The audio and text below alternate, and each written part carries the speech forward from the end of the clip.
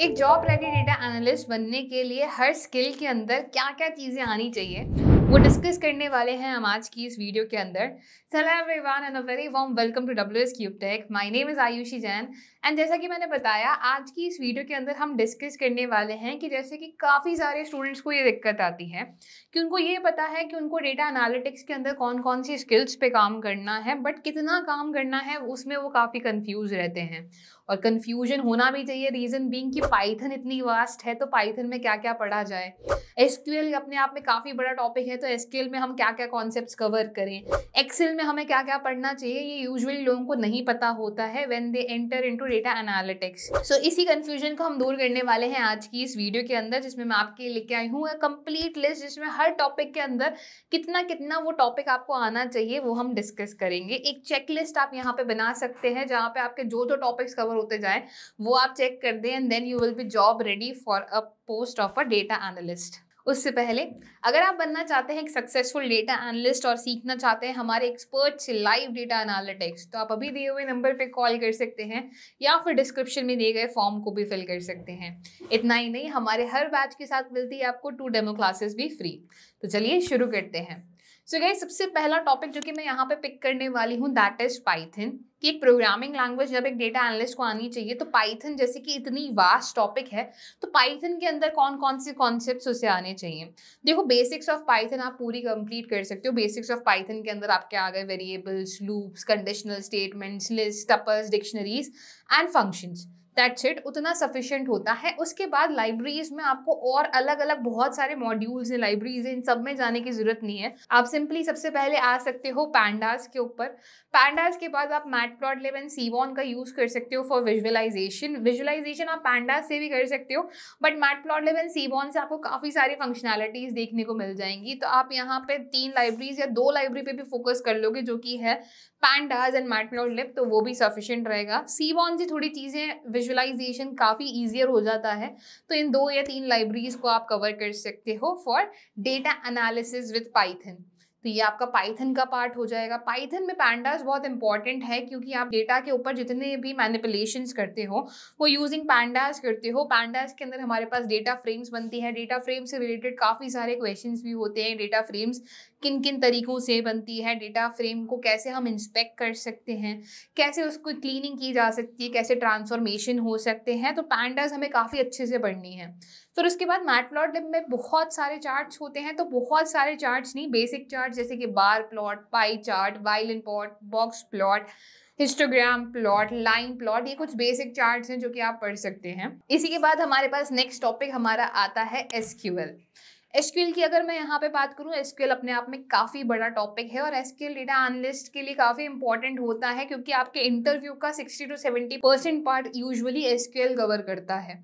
अगर आपके data analyst की जो प्रोफाइल है, if it is not power BI developer या ऐसी कोई बिजनेस आप इंटेलिजेंस टूल से रिलेटेड कोई प्रोफाइल नहीं है, तो उसका 60-70% आपका इंटरव्यू का जितना भी टेक्निकल राउंड होगा वो एसक्यूएल के अराउंड मूव करेगा। अब एसक्यूएल में आपकी select query, where clause, from, between, ये जो बेसिक कॉन्सेप्ट्स हैं ये आपके कवर होने चाहिए। उसके बाद नेक्स्ट पार्ट आता है आपके जॉइंस। आपके जॉइंस पे अच्छी कमांड होनी चाहिए। Left join, right join, self join, outer join, inner joins, ये सारे जॉइंस के पार्ट्स आपके कवर होने चाहिए। उसके बाद नेक्स्ट टॉपिक, आप सब क्वेरीज पे बहुत अच्छे से काम कर सकते हो। तो सब क्वेरीज काफ़ी इंपॉर्टेंट टॉपिक है जब आपके पास नेस्टेड क्वेरीज की बात आती है। इसी के अलावा स्टोर्ड प्रोसीजर्स पे आप वर्क कर सकते हो which plays as a role of a function. जो कि पाइथन में फंक्शंस होते हैं वैसे ही हमारे पास स्टोर्ड प्रोसीजर्स होते हैं एसक्यूएल के अंदर। तो स्टोर्ड प्रोसीजर्स पे आप अच्छे से काम कर सकते हो। कुछ आप डेटाबेस से रिलेटेड जो थ्योरेटिकल टॉपिक्स हैं उनके बारे में आप पढ़ सकते हो। रिलेशनल डेटाबेस क्या होता है, एसक्यूएल नो सीक्वल डेटाबेस क्या होता है, टाइप ऑफ एसक्यूएल डेटाबेसेस क्या होते हैं, इसके अंदर CRUD ऑपरेशंस क्या होते हैं। तो ऐसी कुछ बेसिक चीज़ें कि नॉर्मलाइजेशन क्या हो गया, जिनकी आप थ्योरेटिकल कुछ वैल्यूज़ के बारे में पढ़ सकते हो, कॉन्स्टेंट्स के बारे में आप पढ़ सकते हो। तो एसक्यूएल के अंदर ये सारे टॉपिक्स हैं जो कि आप कवर कर सकते हो। तो then you will be job ready SQL के पर्सपेक्टिव से। विंडो फंक्शंस ऑल्सो आप ऐड कर सकते हो कि विंडो फंक्शंस के बारे में भी आप पढ़ सकते हैं एसक्यूएल के अंदर। इसी के बाद जो नेक्स्ट टॉपिक हमारे पास आता है, यहाँ पे नेक्स्ट टॉपिक हमारे पास रहेगा एक्सेल। एक्सेल अपने आप में बहुत वास्ट टॉपिक है। स्टार्ट करना है with the basic basic functions के बारे में आप पढ़ सकते हो, इफ कंडीशंस के बारे में पढ़ सकते हो, V lookup, x lookup, H lookup के बारे में आप पढ़ सकते हो, इंडेक्स मैच फंक्शन के बारे में पढ़ सकते हो। अब सबका काम एक्स लुकअप कर देता है, बट उनके बारे में भी आपको थोड़ी बहुत नॉलेज होनी ज़रूरी है। फिर उसके बाद आपके पास आती है power query editor. Power query editor power BI से आया है एक्सेल के अंदर। So power query editor is very powerful जब बात आती है data cleaning and data transformation की। तो पावर क्वेरी एडिटर को आप बहुत अच्छे से स्टडी करिए। उसमें आप 4 से 5 डेटा सेट्स लीजिए, 4 से 5 अच्छे बड़े प्रोजेक्ट्स लीजिए, प्रोजेक्ट्स के लिए डेटा सेट्स लीजिए और उनकी क्लीनिंग बहुत अच्छे से करिए, उनके ट्रांसफॉर्मेशंस बहुत अच्छे से कीजिए। फिर उसी के बाद आता है पावर पिवट। पावर पिवट होता है एक्सेल के अंदर डेटा मॉडलिंग के लिए, कि डेटा मॉडलिंग अगर हमें करनी है तो उस केस में हम पावर पिवट का यूज करते हैं। तो पावर पिवट का यूज किया जाएगा जब आपके डेटा के अंदर मल्टीपल शीट्स हो। मल्टीपल शीट्स मतलब किसी भी कंपनी का डेटा है तो कंपनी का ऑर्डर्स का डेटा, प्रोडक्ट्स का डेटा, सेल्स का डेटा, इन सब के बीच में अगर हमें डेटा की मॉडलिंग करनी है, जो कि हम पावर बीआई के अंदर भी करते हैं, तो उसके लिए हमारे पास एक्सेल के अंदर पावर पिवट होता है। तो पावर पिवट की बेसिस पे, पावर पिवट की हेल्प से आप डेटा मॉडलिंग सीख सकते हैं। और उसके बाद हमारे पास आते हैं हमारे पिवट टेबल्स। पिवट टेबल्स की बेसिस पे हम डेटा को समराइज करते हैं एंड समरी क्रिएट करके हम उसको विजुअलाइज कर सकते हैं। डैशबोर्ड्स के लिए आप अलग अलग फॉर्मेट्स ट्राई कर सकते हो। डैशबोर्ड के लिए आप खुद से अलग अलग शेप्स क्रिएट कर सकते हो, उन शेप्स के अंदर चार्ट्स फिल करना स्टार्ट करो। अलग अलग चीज़ें आप एक्सपेरिमेंट कर सकते हो डैशबोर्ड्स के लिए। तो विजुअलाइजेशन एंड पिवट टेबल साथ ही में वर्क करते हैं। उसी के बाद ये एक्सेल में अगर आपने ये चीज़ें कवर कर ली हैं, फिर हम मूव करते हैं नेक्स्ट हमारा fourth topic, that is power BI. Power BI में क्या क्या पढ़ना है? पावर बीआई में आपको स्टार्ट करना है विद पावर क्वेरी एडिटर, जो कि पावर बीआई का है। अगेन उसकी प्रैक्टिस आप ऑलरेडी एक्सेल के अंदर कर चुके हो, फिर भी आप थोड़ा बहुत पावर बीआई के अंदर भी उसे वापस से देख सकते हो, वापस से उसकी स्टडी कर सकते हो। डैक्स के फंक्शन ज़रूरी होते हैं, डैक्स के फंक्शंस आप देख सकते हो। एम क्वेरी लैंग्वेज आपको इतनी ज़्यादा ना भी आए तो भी काम चल जाता है।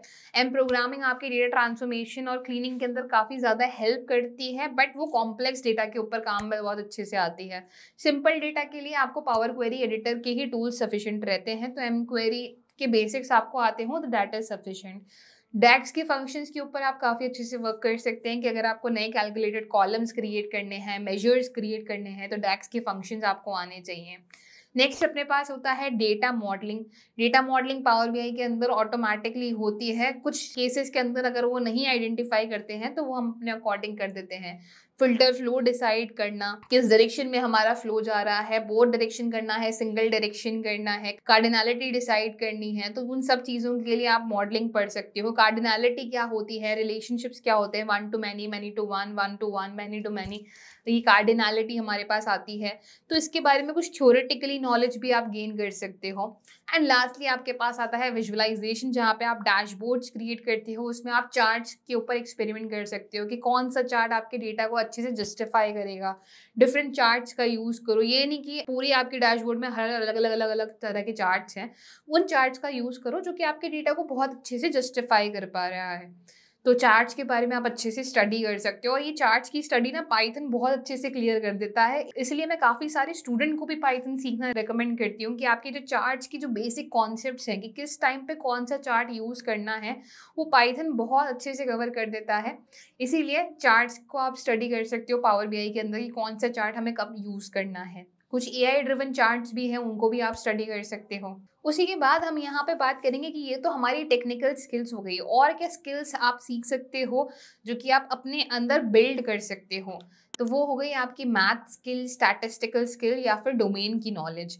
मैथ स्किल की अगर मैं यहाँ पे बात करूँ, मैथ में मैं यहाँ पे कॉम्प्लेक्स मैथमेटिक्स की नहीं बात कर रही हूँ, स्टैटिस्टिक्स में भी कॉम्प्लेक्स स्टैटिस्टिक्स की नहीं बात कर रही हूँ, बल्कि mean, mode, median, standard deviation, coefficient of variation, covariance, correlation जैसे जो आपके टॉपिक्स हैं वो आपको अच्छे से आने चाहिए।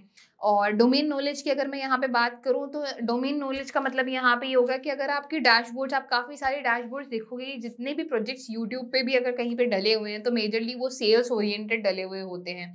सेल्स ओरिएंटेड प्रोजेक्ट्स के अंदर आपको ये सारी चीज़ें आनी चाहिए कि रेवेन्यू क्या होता है, प्रॉफिट क्या होता है, प्रॉफिट कैसे कैलकुलेट करना है, ग्रॉस रेवेन्यू, नेट रेवेन्यू के बारे में आपको नॉलेज होनी चाहिए, सेल पर ऑर्डर क्या होता है, सेल पर ऑर्डर कैसे कैलकुलेट करना है। तो ये जो आपके basic business related, domain domain related knowledge होनी चाहिए, ये आपकी थोड़ी अच्छी होनी चाहिए, तो इन पे आप अच्छे से वर्क कर सकते हो। द नेक्स्ट टॉपिक जो कि मैं यहाँ पे बात करूंगी वो होगा यहाँ पे एआई। एआई से आप काफ़ी ज़्यादा फ्रेंडली होने चाहिए in a field of data analytics. Reason being कि हो सकता है आप कहीं पर अटक जाओ, बहुत जगहों पे आपको एआई बहुत अच्छे से हेल्प करेगा। अगर आपको आपके डेटा से कंक्लूजन डिराइव करने हैं, आपने कंक्लूजन डिराइव तो कर लिए पर आपको उनको अच्छे से पुट करना है किसी भी प्रोजेक्ट के अंदर, तो आपने चैट जीपीटी की यूज़ ले ली। आप प्रॉम्प्ट कैसे बनाते हैं, प्रॉम्प्ट कैसे लिखना है कि जिससे कि हमारे पास जो हम चाह रहे हैं वैसा आंसर निकल के आए, तो उसके लिए चैट जीपीटी पे कैसे प्रॉम्प्ट लिखना है वो आप सीख सकते हो। काफ़ी जगहों पे चैट जीपीटी आपको यूज़ करेगा, इवन रिज्यूमे बिल्डिंग के अंदर भी यूज़ करेगा। And not just ChatGPT, there are plenty of AI in the market जो कि आप यूज़ कर सकते हो। कुछ आप प्रेजेंटेशंस बनाने के लिए यूज़ कर सकते हो और कुछ का यूज़ आप जनरली डेटा को सर्च करने के लिए कर सकते हो, एक्सप्लोर करने के लिए कर सकते हो। तो काफ़ी सारे एआई हैं इन द मार्केट, तो you should be very up to date कि एआई रिलेटेड चीज़ों के अंदर आप काफ़ी अप टू डेट रहें। रीज़न बीइंग कि कई जगहों पे आप अटक सकते हो, कई जगहों पे आपको सेकंड पर्सन की हेल्प पड़ सकती है, और वो सेकंड पर्सन अगर आपका एआई आपको बहुत अच्छे से आता है तो आप क्विकली कहीं पे भी अगर आप अटके हो तो वहाँ से आप सोल्यूशन निकाल सकते हो। Number 7th is communication. Communication एक बहुत इंपॉर्टेंट चीज़ आ जाती है डेटा एनालिस्ट जॉब प्रोफाइल के अंदर। रीज़न बीइंग कि कभी आपको आपका डेटा एक्सप्लेन करने को दे दिया, आपने अच्छा सा प्रोजेक्ट बना दिया, अब प्रोजेक्ट आपको बोल दिया गया कि यार ये प्रोजेक्ट हमें समझाओ कि आपने किया क्या है, कैसे किया है, तो you should have good communication. आप जब किसी भी कंपनी के अंदर काम करेंगे तो आप एक टीम के साथ कोलैबोरेट करके काम करेंगे, तो टीम से कोलैबोरेट करोगे तो जब तक आप अपनी बात रख नहीं पाओगे, अपनी बात समझा नहीं पाओगे, बंदा समझेगा नहीं सामने वाला। तो एक टीम से कोलैबोरेट करने के लिए भी एक अच्छा इफेक्टिव कम्युनिकेशन होना बहुत ज़रूरी है, तो कम्युनिकेशन स्किल्स भी एक इम्पॉर्टेंट पार्ट होते हैं। तो work on your communication skills as well side by side, मतलब एक चेक लिस्ट में ये भी डाल लो कि हमें कम्युनिकेशन पे वर्क करना है।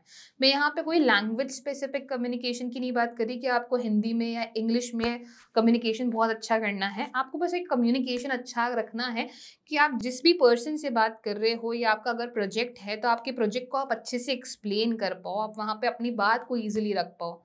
तो उसके लिए आपका कम्युनिकेशन स्ट्रांग होना बहुत ज़रूरी है। तो कम्युनिकेशन पे आप साइड बाय साइड, जब आप एनालिटिक्स की दूसरी स्किल्स पे काम कर रहे हैं तो साइड बाय साइड अपने कम्युनिकेशन के ऊपर भी काम करें। नेक्स्ट चीज़ हमारे पास आती है हमारा रेज्यूमे एंड पोर्टफोलियो। रेज्यूमे की अगर मैं बात करूँ तो मोस्ट ऑफ द रेज्यूमेज आज के टाइम पे शॉर्टलिस्ट किए जा रहे हैं बाय एन एआई, तो why not create a resume with an AI. तो आप चैट जीपीटी का इसके अंदर यूज़ कर सकते हो। वन इफेक्टिव वे जो कि आप कर सकते हो इसकी, आपके पास अगर कोई भी जॉब पोस्ट है, किसी भी जॉब पोस्ट को चाहे आपने नौकरी पे सर्च किया, लिंक्डइन पे सर्च किया, इंटर्नशाला या किसी भी जॉब रिलेटेड वेबसाइट के ऊपर अगर आपने सर्च किया है, वहाँ पे कंपनी का जेडी यानी कि जॉब डिस्क्रिप्शन लिखा होता है। उस जॉब डिस्क्रिप्शन को आप वहाँ से कॉपी करो, चैट जीपीटी को प्रॉम्प्ट दो कि इस जॉब डिस्क्रिप्शन से रिलेटेड मेरे लिए एक रेज्यूमे बनाओ, और मुझे ये स्किल्स आती हो, उसको सारी चीज़ें आपको प्रॉम्प्ट्स देने सीखने पड़ेंगे कि मुझे ये स्किल्स आती है, मैंने स्कूल में पढ़ा हुआ हूँ, मैंने ये चीज़ें करी हुई हैं, तो वो अपने आप आपको एक स्ट्रक्चर्ड रेज्यूमे बना के देगा। तो स्ट्रक्चर्ड रेज्यूमे को आप यूज़ कर सकते हो उस जॉब पे अप्लाई करने के लिए।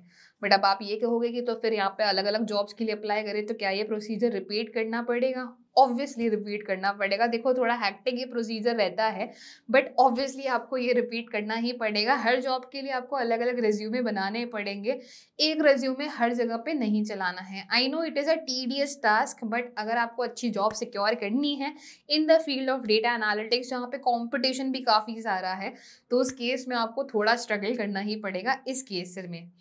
सो रेज्यूमे के लिए आप एआई का यूज़ कर सकते हो, आपका एटीएस स्कोर चेक कर सकते हो। देयर आर मेनी वेबसाइट जो कि आपका एटीएस स्कोर बताती हैं, और एटीएस स्कोर फ्रेंडली आपका रेज्यूमे बिल्ड करने में भी हेल्प करती हैं, तो आप एटीएस स्कोर फ्रेंडली रेज्यूमे भी बिल्ड कर सकते हो। एटीएस का फुल फॉर्म होता है एप्लीकेशन ट्रैकिंग सिस्टम। सो आपका एटीएस स्कोर, आपके रेज्यूमे का एटीएस स्कोर अच्छा होना चाहिए। तो देयर आर मेनी वेबसाइट्स जो कि आपको हेल्प करेंगे स्कोर को बेटर बनाने में या फिर आपका स्कोर चेक करने में। तो आपका ये भी ध्यान रखिए कि आपके रेज्यूमे का एटीएस स्कोर अच्छा हो। और जो प्रोजेक्ट की बात आती है कि रेज्यूमे के साथ ही हम रेज्यूमे के अंदर प्रोजेक्ट्स फिल करते हैं, तो आपका प्रोजेक्ट पोर्टफोलियो बहुत अच्छा होना चाहिए। अब प्रोजेक्ट्स की बात में बहुत क्वेश्चन ये उठते हैं कि कौन कौन से प्रोजेक्ट बनाने हैं। तो भाई तुमने 4 स्किल्स कवर करी हैं, तो 4 स्किल्स के कम से कम 4 प्रोजेक्ट तो बनाओ, या फिर आप कॉम्बिनेशंस बना सकते हो। द बेस्ट चीज़ जो कि आप यहाँ पे कर सकते हो इसमें कॉम्बिनेशंस, जैसे कि माई एसक्यूएल से डेटा लिया और पावर बीआई के अंदर आपने उसका विजुअलाइजेशन किया। माई एसक्यूएल एक्सेल का आपने डेटा लिया और फिर पावर बीआई के अंदर विजुअलाइजेशंस किए। माई एसक्यूएल से डेटा लिया, फिर उस पर आपने पाइथन के ऊपर विजुअलाइजेशंस बनाए, या फिर आपने वेब स्क्रैपिंग से डेटा लिया और पाइथन के ऊपर विजुअलाइजेशन बनाए। तो आप यहाँ पे कॉम्बिनेशंस बना सकते हो टेक्नोलॉजीज के। तो टेक्नोलॉजी की जब कॉम्बिनेशन बनाओगे ना, तो आपके पास एक ही प्रोजेक्ट होगा और एक प्रोजेक्ट में रिप्रेजेंट करने को आपके पास मल्टीपल टेक्नोलॉजी होगी, जिससे कि सामने वाले को पता चलेंगे कि you can work on multiple technologies at one time. और आप मल्टीपल टेक्नोलॉजी से रिलेटेड प्रोजेक्ट्स भी बना सकते हो। तो बहुत ईजिली आप अलग अलग प्लेटफॉर्म्स को एक साथ कॉन्फ़िगर कर सकते हो और उससे प्रोजेक्ट्स बिल्ड कर सकते हो। सो गाइज, ये थे आपके लिस्ट के कुछ टॉपिक्स जो कि आप डेफिनेटली मार्क करते जाएं एज सून एज आप इनको कंप्लीट करते जाएं, और ये सफिशिएंट रहेंगे एक अच्छी जॉब पाने के लिए in the field of data analytics. इसमें हमने ब्रीफली डिस्कस किया है Python, SQL, Excel, Power BI, math, statistics and domain knowledge, AI, effective communication, resume and portfolio. I hope इस वीडियो के बाद क्लियर हो गया होगा कि किस तरह आपको स्ट्रक्चरली हर टॉपिक के अंदर क्या क्या टॉपिक्स कवर करने हैं, हर स्किल के अंदर क्या क्या टॉपिक्स कवर करने हैं। आई होप आपको ये वीडियो पसंद आई हो, and for more such content follow our channel WS Cube Tech। Thank you.